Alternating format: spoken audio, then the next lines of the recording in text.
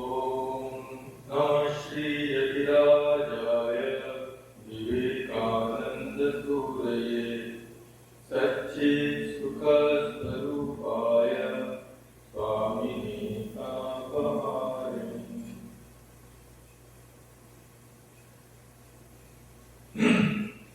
I will start by quoting from the life of Swami Vivekananda by his Eastern and Western disciples. Coming from afar are the voices of the silence. Rarely are they heard except by saints and sages. And when one of these voices becomes embodied as sound audible to mortal hearing, blessed is the time and blessed are those who hear it. Formless is the spirit and subjective is the vision thereof. Dense is the illusion that hangs as the cosmic veil before reality. How divine, therefore, must be the personality that makes objective the vision of the Atma. How priceless the history of one who has lifted even a fringe of the veil. The illusion becomes transparent in the effulgence of such a spiritual personality. Verily, the spirit itself becomes revealed, and those who see are brought face to face with reality. So, Swami Vivekananda was such a personality under whose effulgence the Atman or the spirit or the God was revealed to those who were fit to receive that vision. Swami Vivekananda was a prophet, a messenger of God himself, born for the redemption of mankind, born to give us the message which can revolutionize our lives for the better, if only we believe in it. We all know that he was a great personality. He contributed in various ways to the enrichment of world culture. His contributions covered all aspects of life. There is hardly a problem on which he has not touched upon and also suggested a solution. But we should remember that above all, Swami Vivekananda was a spiritual leader. India's history is the history of spiritual giants, and Swamiji was one of the foremost among them.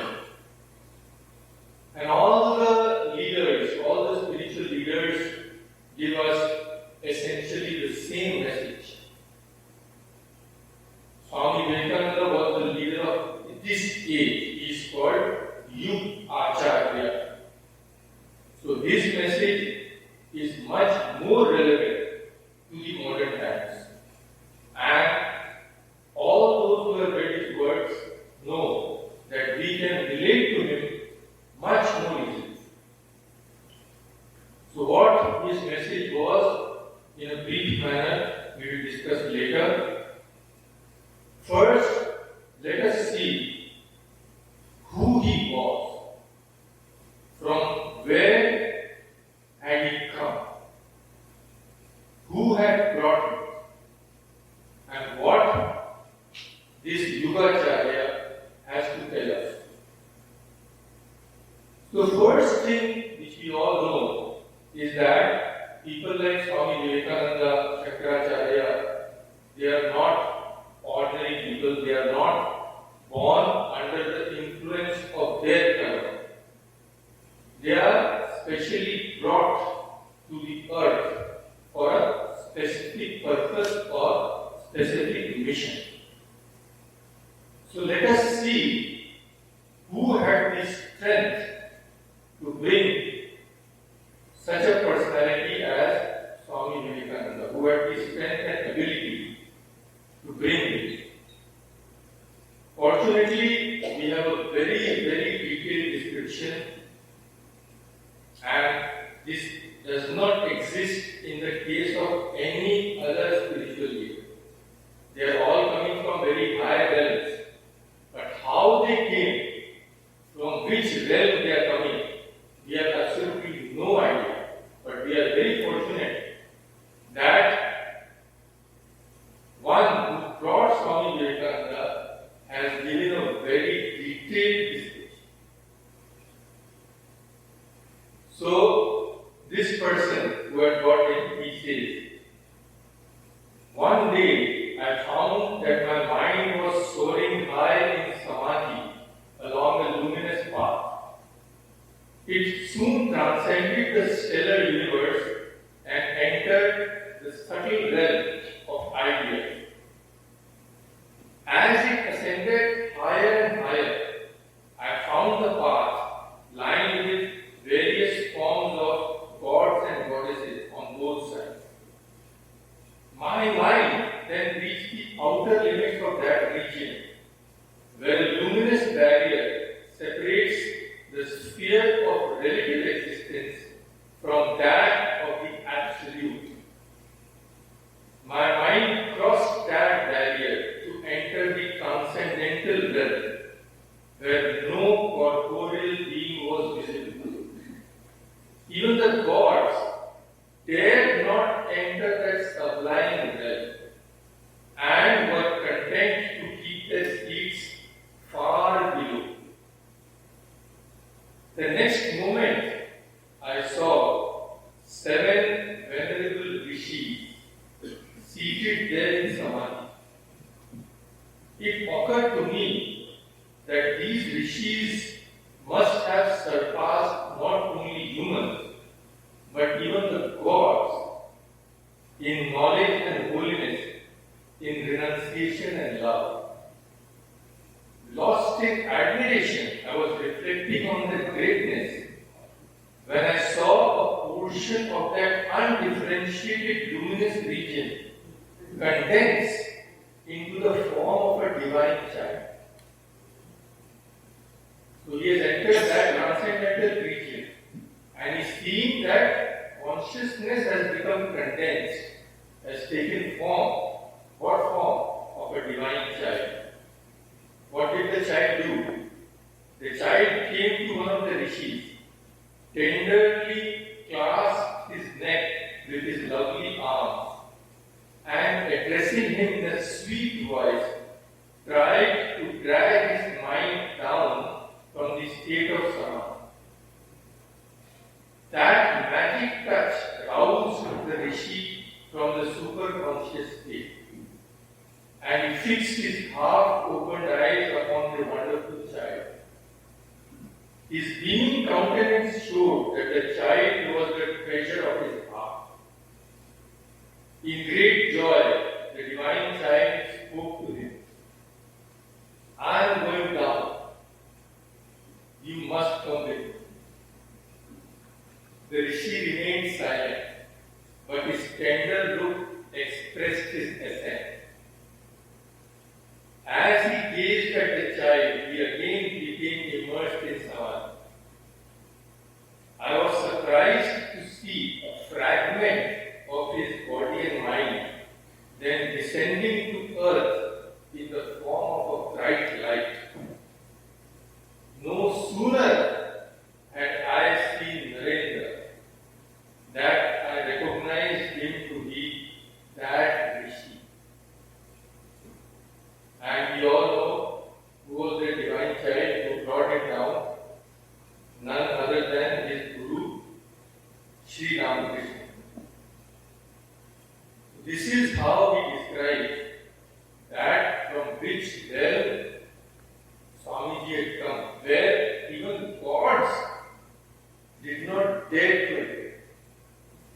It was such a divine and subtle realm.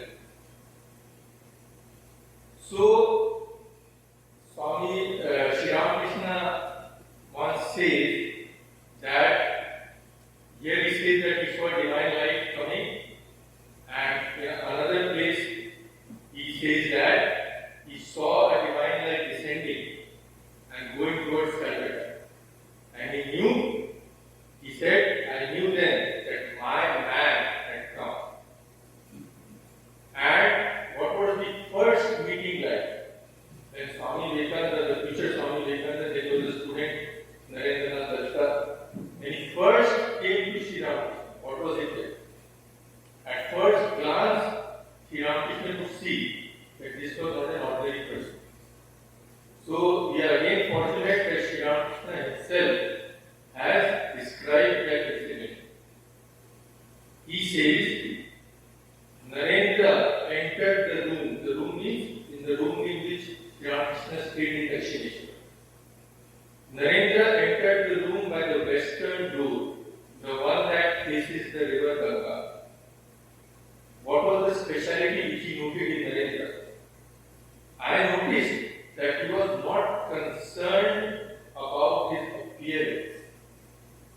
Unlike his companions, he seemed completely detached, as if nothing external appealed to him. His eyes showed that the greater part of his mind was turned inward all of the time. So these are the qualities here Sri Ramakrishna also describes, the qualities which a spiritual person should have. He should not be attracted towards anything outside. His mind has to be detached from those things and always be concentrated on the reality which is within all of us. Then when Sri Ramakrishna saw this, he says, I marveled to myself, how is it possible that such a great spiritual aspirant can live in Calcutta, home to such materialistic people? Then Swami Vivekananda came, the future Vivekananda. Sri Ramakrishna asked him whether he knew any songs. So he said, I know only a few Bengali songs. He said, okay, sing one of them. Then Swami Vivekananda sang the Bengali song, Mon Cholo Nije Niketan. Oh my mind, let us return to our own abode. Like a stranger, you are wandering here and there in this world. Yet nobody is your own, and you also don't belong to anybody. For no reason you are wandering here. Now it is time. Let us go back to the real home, which is God. So Swamiji sang that song with his whole soul. And Sri Ramakrishna says, when I heard it, I couldn't control myself. I went into ecstasy. So Sri Ramakrishna knew that he, Narendra, was the person, that Rishi, who had come down at his request. So what did he do? As soon as Swamiji finished singing, Sri Ramakrishna stood up and took him by the hand. So those who have seen Sri Ramakrishna's room know that there are three doors, front, side and back.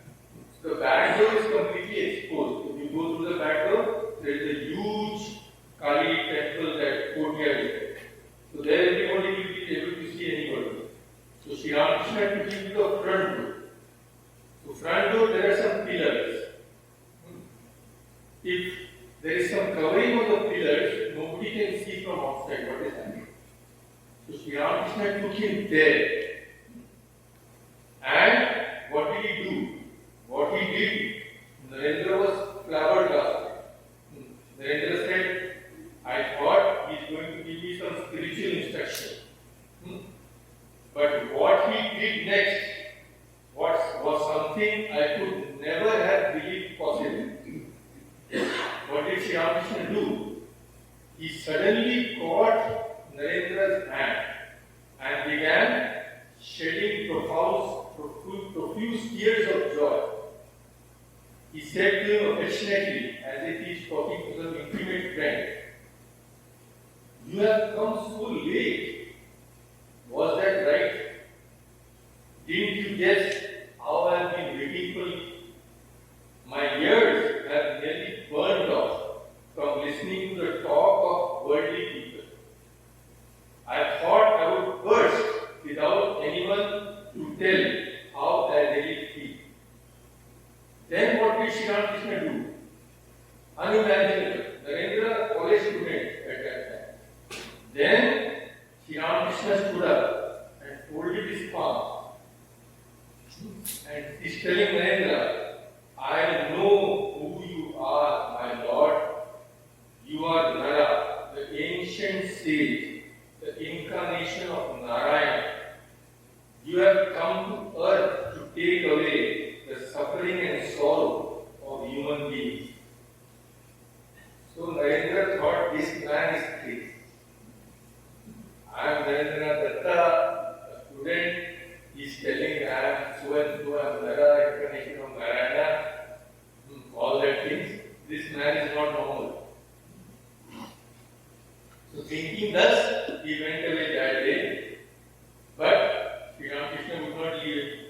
Before Narendra left, he had told him, "Promise you will come again." Narendra had to promise. So although he may not have felt like returning, but he had to come. So second time when they met, Sri Ramakrishna just touched him and tried to give him the highest spiritual experience, which in Vedanta is called the Nirvikalpa Samadhi. So Narendra began to shout, "What are you doing to me? I have my parents at home." So Sri Ramakrishna began to laugh. And he said, "Okay, let it be now. All will come later." So here we see Sri Ramakrishna narrating first how he had brought Narendra from that well. Secondly, we have seen that immediately on seeing Narendra, he recognized him to be that soul. But maybe this was also not enough for Sri Ramakrishna. Now he wanted Narendra himself to verify everything. But how to do that? Such is the power of Maya. And this Narendra is telling, "I have my parents at home," and all that. So what to do now? Sri Ramakrishna was, he was all powerful, he could do anything. So what did he do? He called Narendra one day. And he invited him for a walk in Jadu Mallik's garden, that is just south of the Dakshineshwar compound. So both of them sat down. Narendra was very careful because earlier when the master had touched him, he had all those weird experiences. So he was very alert. But everything is useless before Sri Ramakrishna's power. Sri Ramakrishna again touched him. Narendra could not prevent it. This time what happened? Narendra was completely overwhelmed. Last time at least he was conscious, he was seeing everything whirling around the world. This time he became completely unconscious. He knew nothing what is happening. Then when he was brought back to normal consciousness, he just saw Sri Ramakrishna passing his hand over his chest and smiling. So actually, Narendra did not know at all what had happened. We are again very fortunate that Sri Ramakrishna has told us what happened. He told his disciples. He says that day after Narendra lost consciousness of his current incarnation, through Sri Ramakrishna's power, Narendra's mind lost consciousness that he was Narendra Datta. It entered he. Then Sri Ramakrishna asked him many questions, such as who he really was, where had he come from, why had he been born, and how long he would stay. Everything Sri Ramakrishna asked.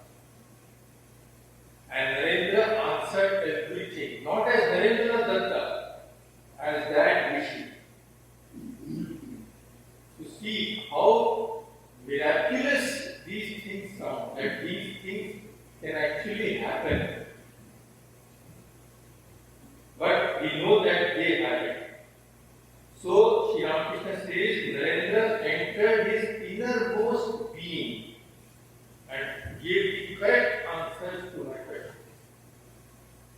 These answers confirmed what I had already known about. So Sri Ramakrishna said, I cannot reveal those things, but I can say this much. On the day he knows who he really is, he will no longer remain in this world. He will give up his body through the power of yoga. Narendra is a great soul, perfect in meditation. These are Sri Ramakrishna. And Sri Ramakrishna never grew tired of telling of Narendra's great qualities.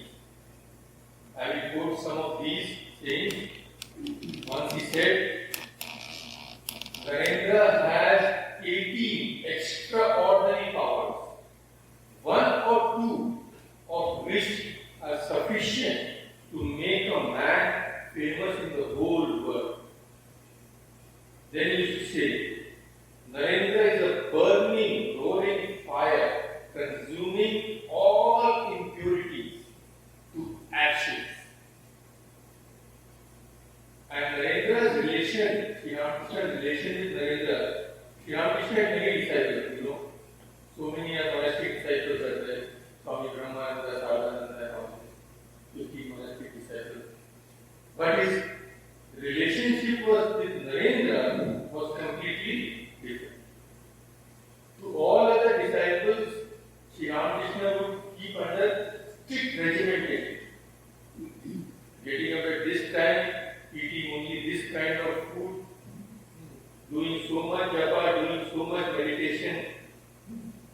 But for Narendra, there was no restriction. Why? Because he would say, Narendra is a Nitya Siddha. Nitya Siddha means always perfect. Perfect in realization, even from his very birth. He is a Dhyan Siddha, means perfect in meditation. The roaring fire of knowledge, always ablaze in rain, burns to ashes whatever impurity there may be. Even the inscrutable Maya can never bring him under control. So, he used to say that Mahamaya is controlling everything, Divine Mother is controlling everything. But Divine Mother has given Narendra so much power that now poor Divine Mother also cannot come near it. Like suppose a king is there, a general is a general, so he gives the general so much power, he also cannot go near the general. So it is something like that. The Divine Mother gives so much power to Narendra that he was beyond her grasp.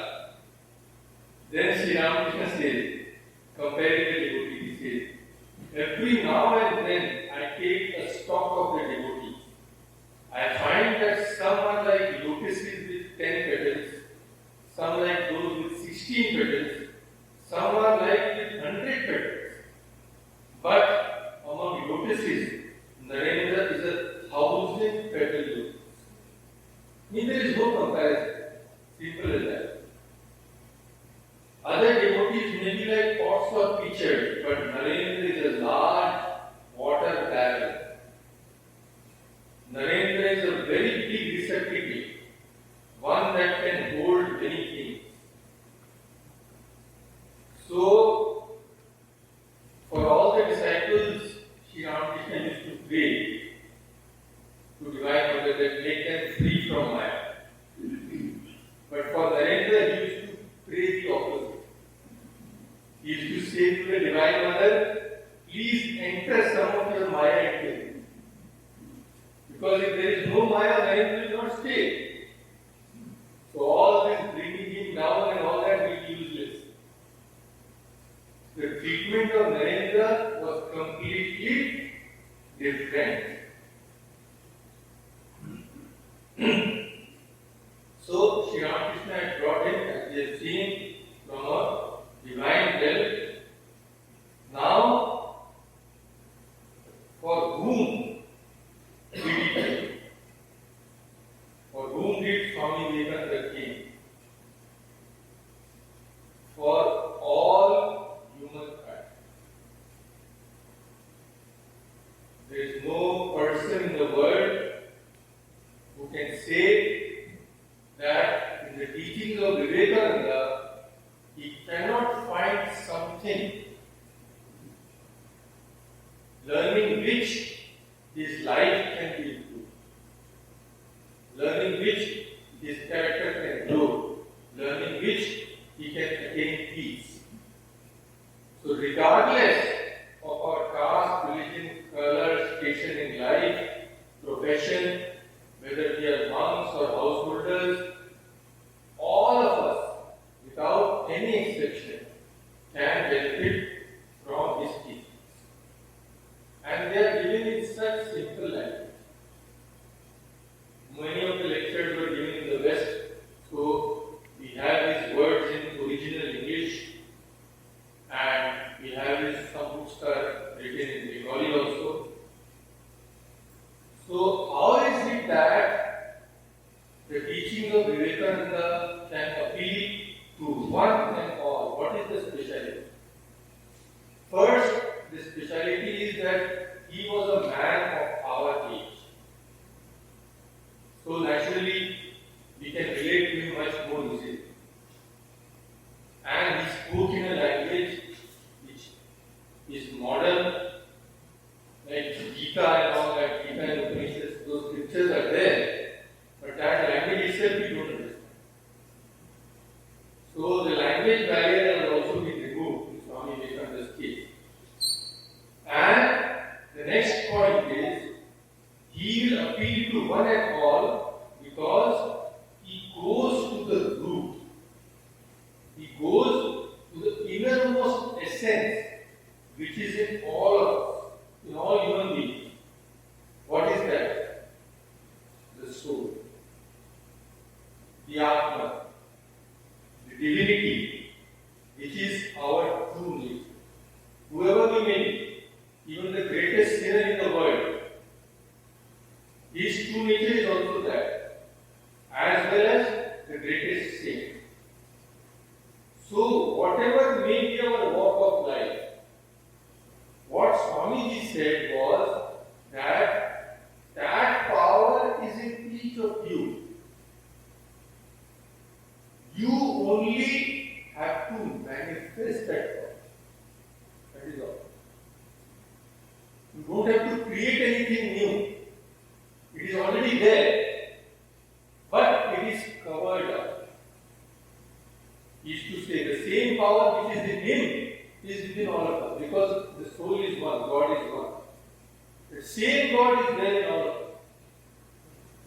In all humility, he used to say, when he returned from America, Colombo, he came and gave some talks in India.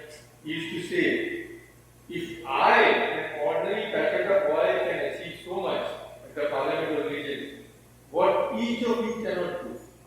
Of course, that was his humility, we know. But he is trying to tell us that the same strength lies in all of us. There is nobody who can say that there is no hope for it. No. Same power of Atman is in each and every human being, which Swami Vivekananda never tires of it. As we saw in the quotations, his teaching. So he came for all. If God is selective, where will ordinary persons like us go? If he chooses people, they will know where to go. So our saints and sages and our scriptures are meant for all.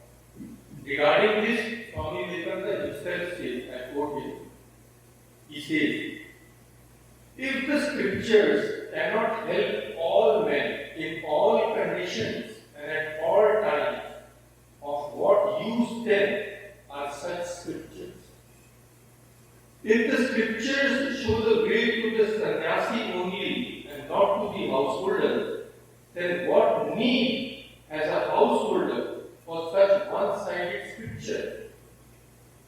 If the scriptures can only help men when they give up everything and retire into forests, and cannot show the way of lighting the lamp of hope in the hearts of men of the workaday world, in the midst of their daily toil, disease, misery, and poverty, in the despondency of the penitent, in the self-reproach of the downtrodden, in the terror of the battlefield, in anger and pleasure, in the joy of victory, in the darkness of defeat, and finally in the dreaded night of death.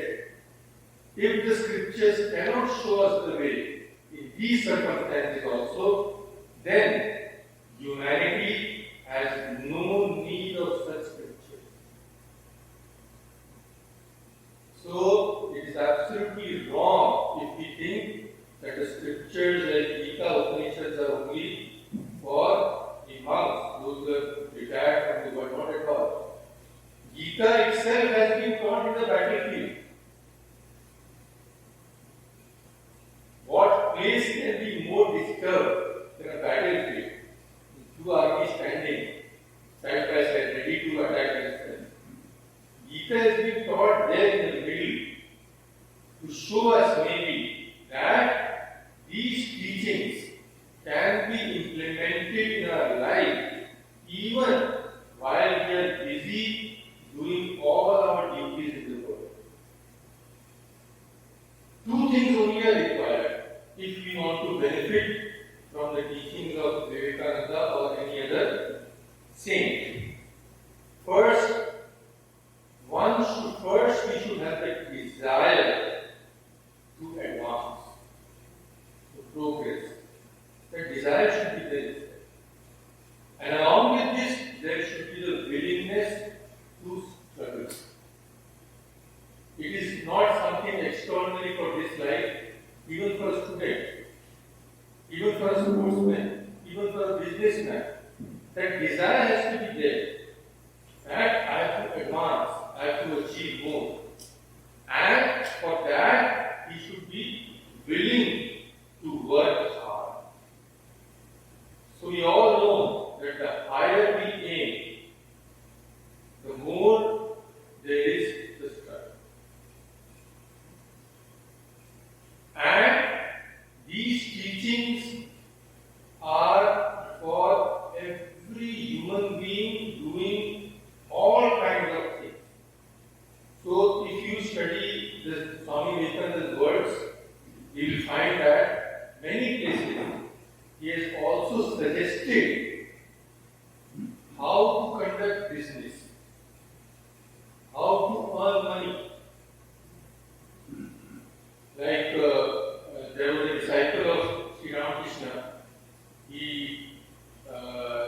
had a printing press, and by the grace of Sri Ramakrishna, he became very rich. So Swami Vivekananda used to give him advice regarding his business. Then Swami Vivekananda's disciple was at church, and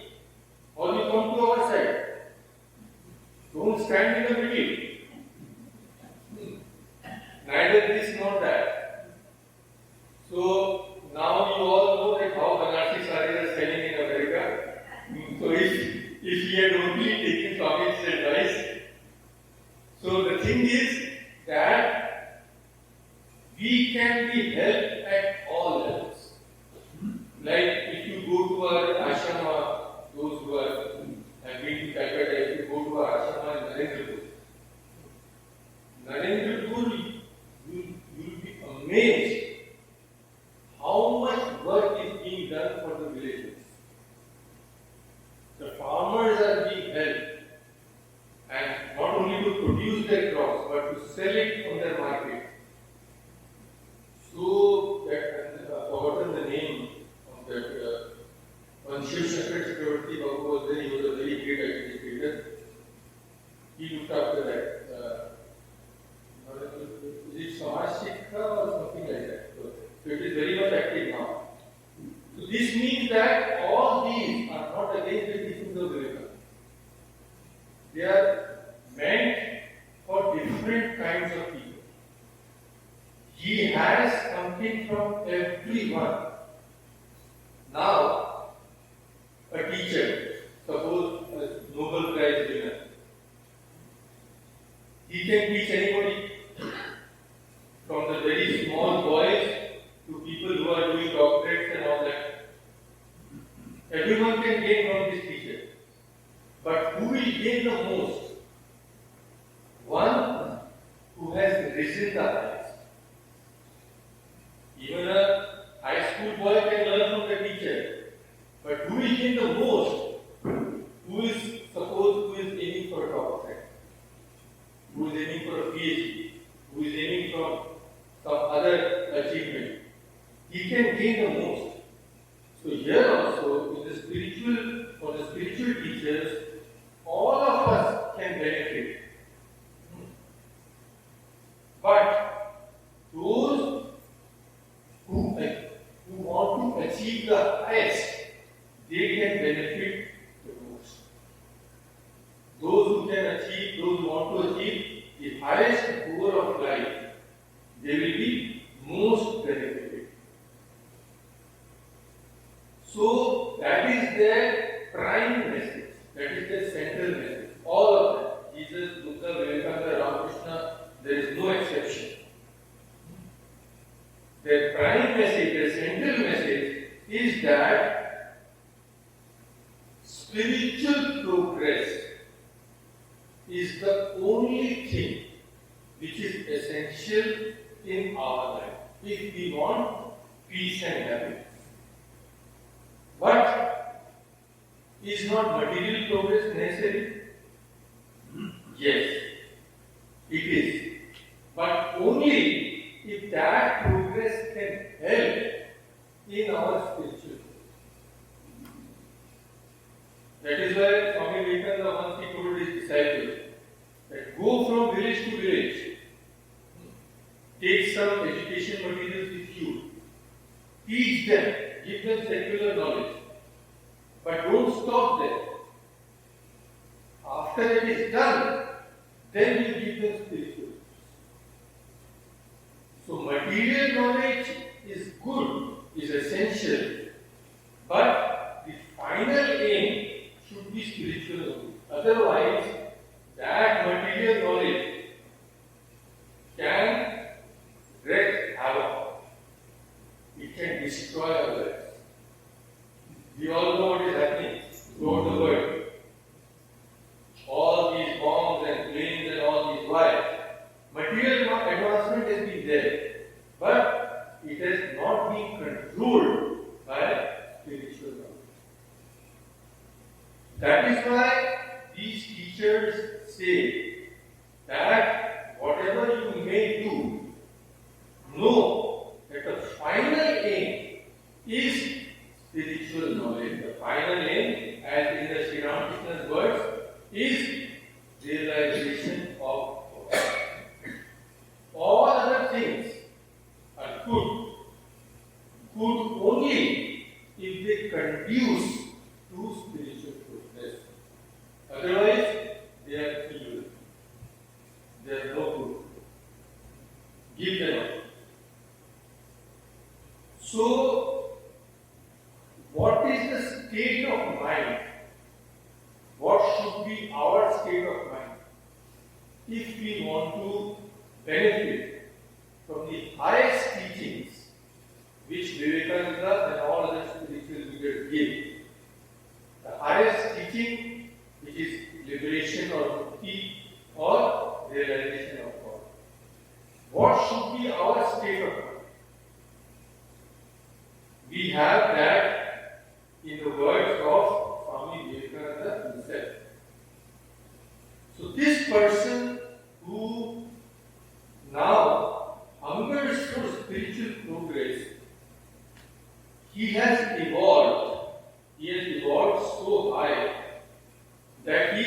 practically finished with the material world.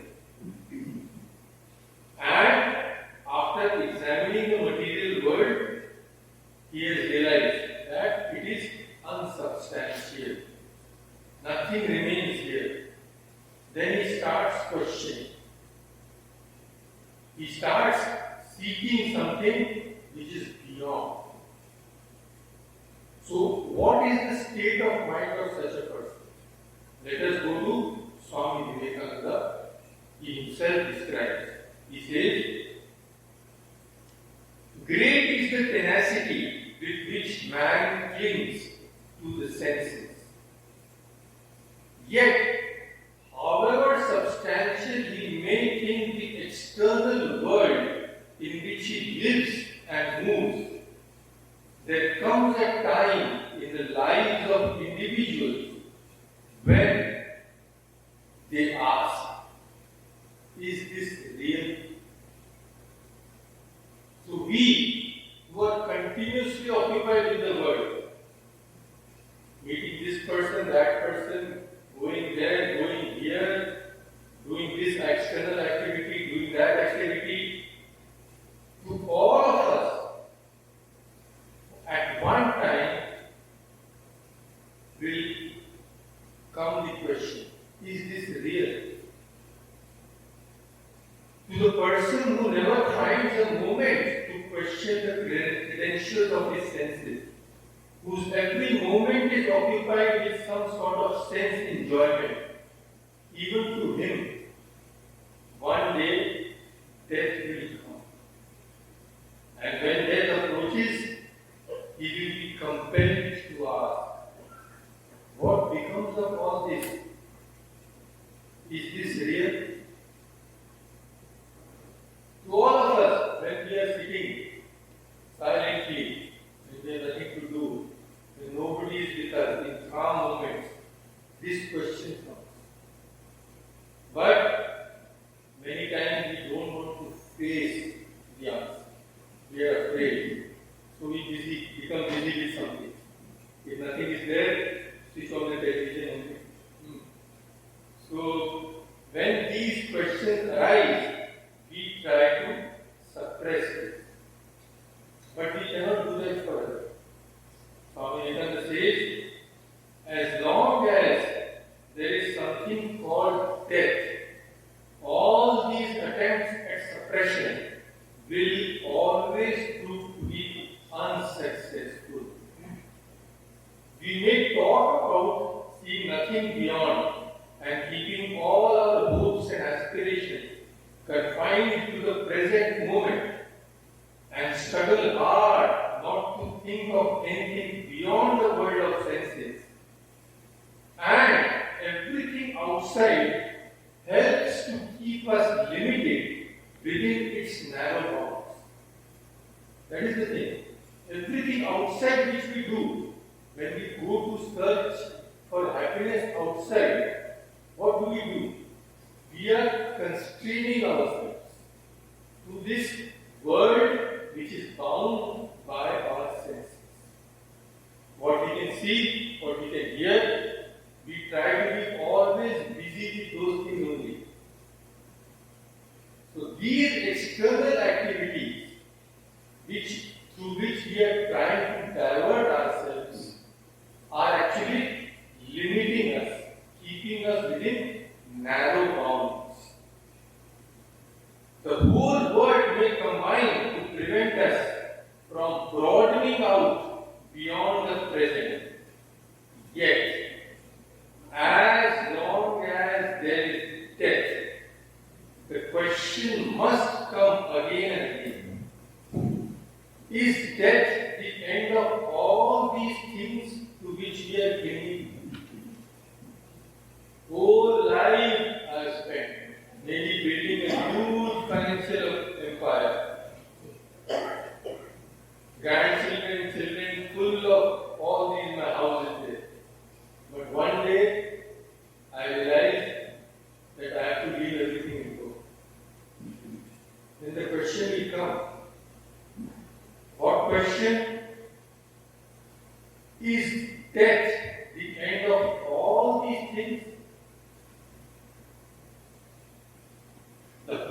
of a lifetime, built up little by little, with all the energy of a great mind, they will vanish in a second.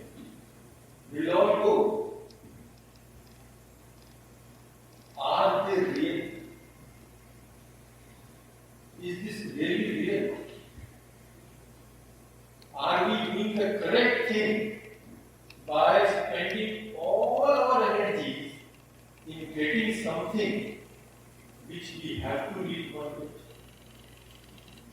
So once this question comes up, and when we have the courage to face that, when it makes us restless, gives us sleepless nights, then we turn away. Turn away from what? Not from living, we have to live. But we turn away means our mind turns away from this daily round. Waking up, eating, going to work, coming, seeing television, sleeping, or for a change go to some restaurant or something, or spend time with our grandchildren, all these things. Then our mind will grow fed up with all these things. Then our spiritual seeking will start. And then only we will be able to benefit most from the message which spiritual leaders give us. What is that message? That message is, this world is not everything. At one place, Swami Vivekananda says, this world is like a drop in the ocean, where our real nature is the ocean. Compared to our real nature, this whole universe is just a drop. Why? Because compared to infinity, nothing is of any value. So our nature is that infinite Atma. So compared to our real nature, this world is as real as a shadow. It has no substance. It is coming and going every day, changing every moment. And for generally, we don't turn towards God unless we suffer. If everything going on nicely, who cares for God? We are happy.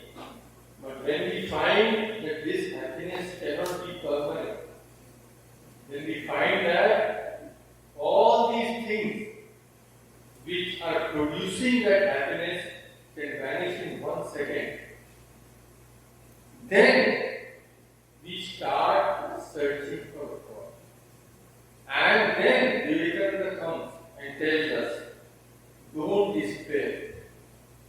There is a way to get rid of this suffering, to go beyond this world of death and disease, of sorrow and suffering, a world where life and death are synonymous. Everyone who is born has to die. When we are living, what is living?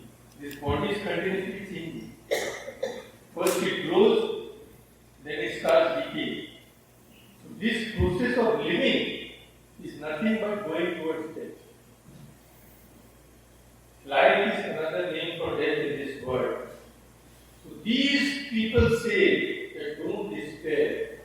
Behind this world of change lies something which is eternal, which never changes, and which is of the nature of eternal, infinite bliss.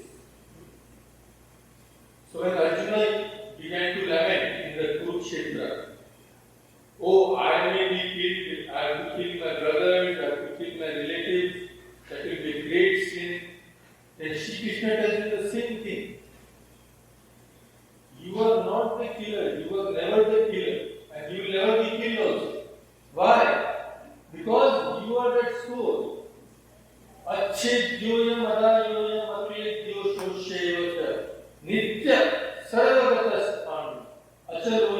Sanatana.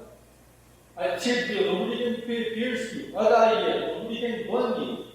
Ashosha, nobody can dry you. Why? Because you are the eternal soul. Sanatana, you are always there. You were always there and you will always be. So, this is their message. And where is this soul?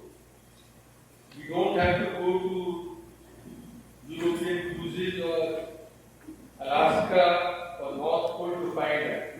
No, it is easy to go there. The soul is not so far. It is the nearest of the near. But we ourselves have removed ourselves from this soul. Where is the soul? The soul is not different from us. It is so close. Who is close to us, closer to us than ourselves? Anybody in the world, can he be closer to us than we are to ourselves? So God is so close to us. He lies within each of us. But the problem is, we are always looking outside. So the process is to reverse. Search for something where it exists. And these people feel so much pity. Like suppose we know of some person whose father has left him a huge treasure. He's living in a house, suppose, and underground is buried treasure which can remove all his wants. But that person does not want to look there. So what will we say? Oh, my poor fellow, you are running about here and there. Such a big treasure lies in your own house. Why don't you look? So similarly, they feel pity for us. So once Swami Vivekananda said to his disciples, oh, if you only knew yourself, you are souls, you are gods. If I ever feel like blaspheming, it is when I call you a human being. Sri Ramakrishna once said that sometimes I feel so much of pity that I feel like catching hold of everyone and pleading, please think of God. Please take the name of God. Because they don't know, we don't know what we are missing. We are suffering, but the power to remove all suffering is right within us. If only we look. The process is as described in all the scriptures. Swami Vivekananda also says the same thing, that first we should have faith in these teachings. We have to examine them. Nobody says to believe blindly. And the great advantage with Vivekananda's teaching is, it does not contradict any reason, any rational inquiry. It is open to all rational inquiry. Even when we were young, why we found it so appealing? Because Swami Vivekananda does not tell us that whether you like it or not, go to a temple, there will be an image, you wave some lamp, come to your house, that is religion. He does not say that. He says, awaken your reasoning, awaken your power of analyzing. Try to find out the truth yourself. And all those who have read his speeches will find how he takes us step by step by step. And he shows rational all the teachings. So any person, any logical person will find these so appealing. So he says, I again quote him, he says, when by reasoning truth is comprehended by the intellect, then it is realized in the heart. So first the brain, when it is convinced, then the truth will enter into the heart. So first he tells us, satisfy yourself at the intellectual level. And then start working. Working for what? He says in a very simple way.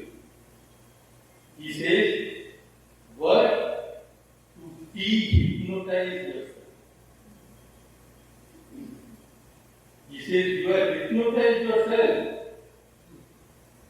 It did not require anybody else to hypnotize you. You have done this. What is that hypnotism?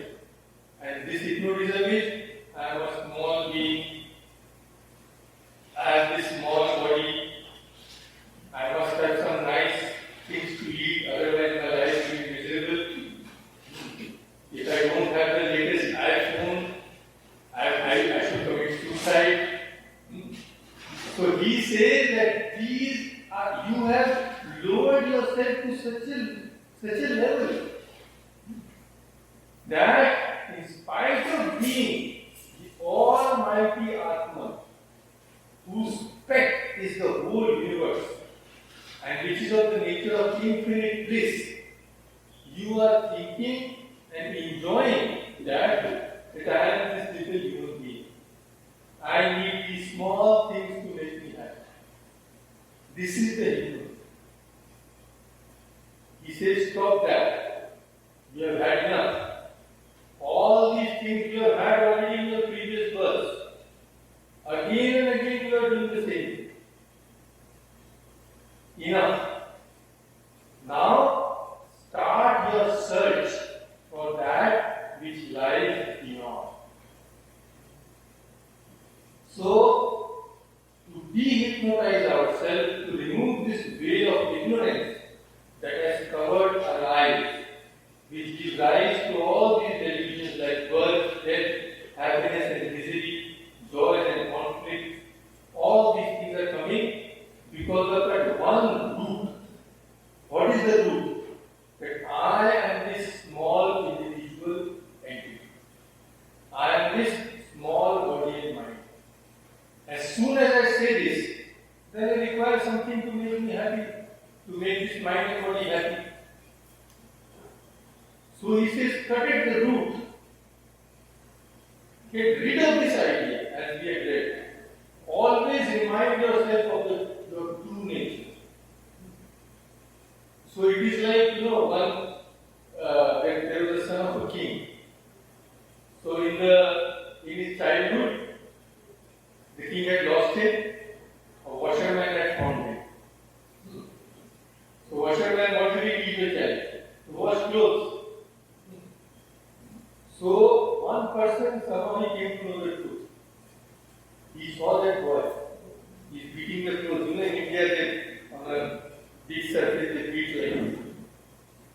He said, what are you doing here? What? I'm a washerman. I wash clothes only. You don't know who you are. You are indulging in all these petty things. There the whole kingdom lies before you. That whole thing is your inheritance. And you are being satisfied with all this. Wake up. Be conscious of your true nature. So it is our state is very safe. We have hypnotized ourselves in thinking in this way, and because this wrong thinking has become so strong, now we have to make so much effort in thinking in the right way. To think in the wrong way has become natural. Such is our state. So now, go the opposite way. Get rid of this hypnotism of which you are the cause. Nobody hypnotized you. You have done it. So if you have hypnotized yourself, it is only you who can deal.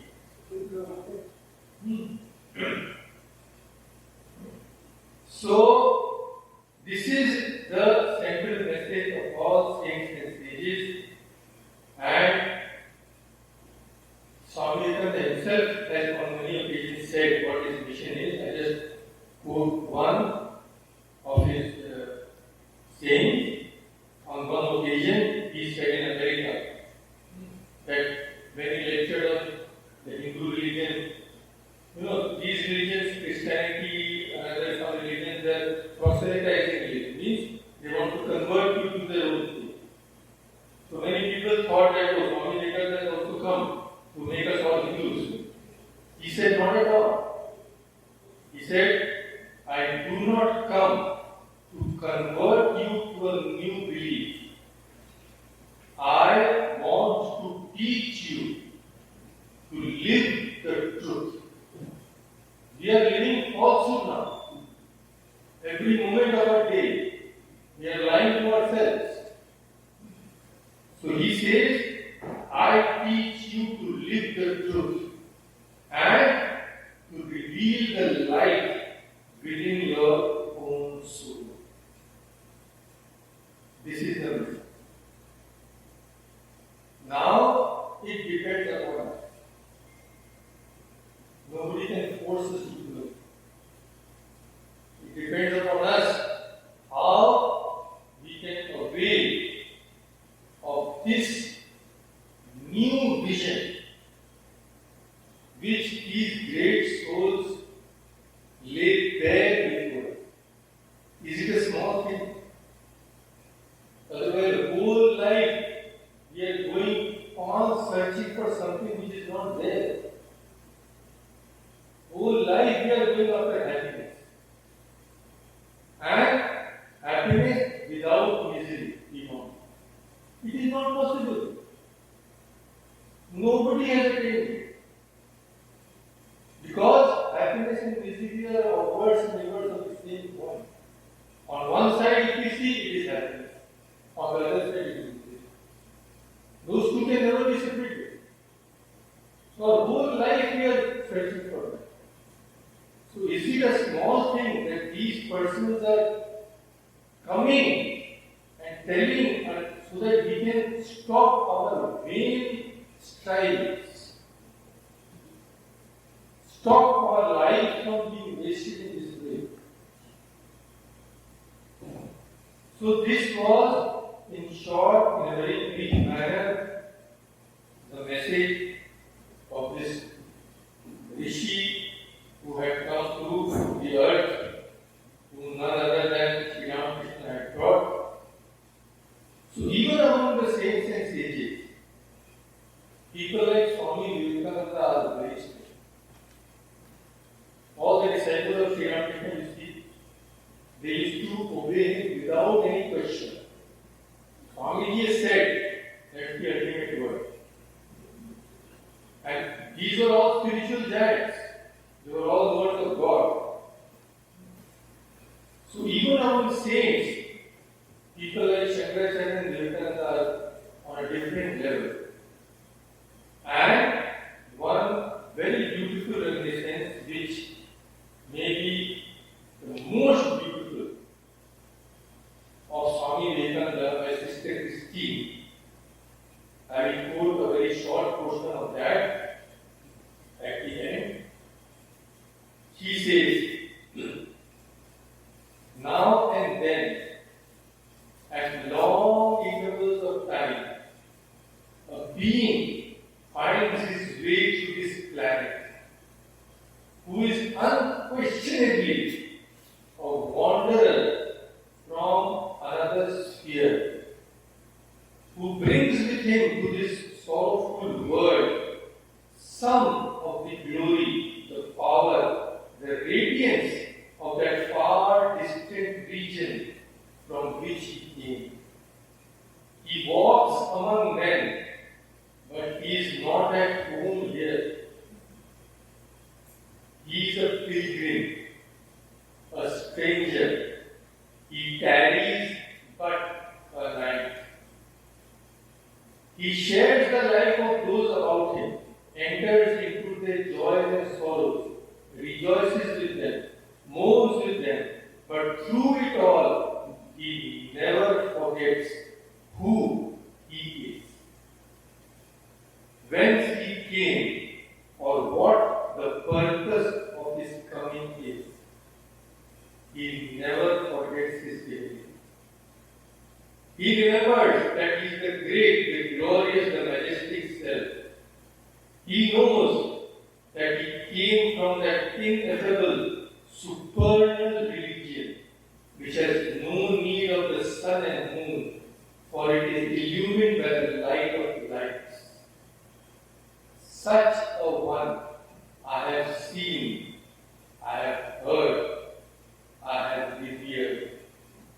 At his feet I have laid my soul's devotion. Sister Christine was one of the few people who spent those blessed weeks with him at the Thousand Island Park. Then she says, such a being is beyond all comparison, for it transcends all ordinary standards and ideas. Others may be brilliant, his mind is luminous. He is no longer limited to the slow process to which ordinary human beings are confined. In his youth only, Swami Vivekananda says, when he used to read a book, he said, I never read the whole page of any book. As soon as I read the first few paragraphs, I could immediately make out the line of reasoning of the author. Such was his genius. So he is no longer limited to the slow processes to which ordinary human beings are confined. Others may be great. They are great only as compared with those in their own class. Others may be good, powerful, gifted, having more of goodness, more of power, more of genius than their fellow men. It is only a matter of comparison. A saint is more holy, pure, and single-minded than ordinary men. But with Swami Vivekananda, there could be no comparison. He was in a class by himself. He belonged to another order. He was not of this world. He was a radiant being who had descended from another, a higher sphere for a definite purpose. One might have known that he would not stay long. So as we know, Swamiji had left this world even before he reached 40. But in these few years, he has given us so much. He has given the whole world so much of spiritual wealth that his message may go for maybe hundreds of years, if not for ever. So let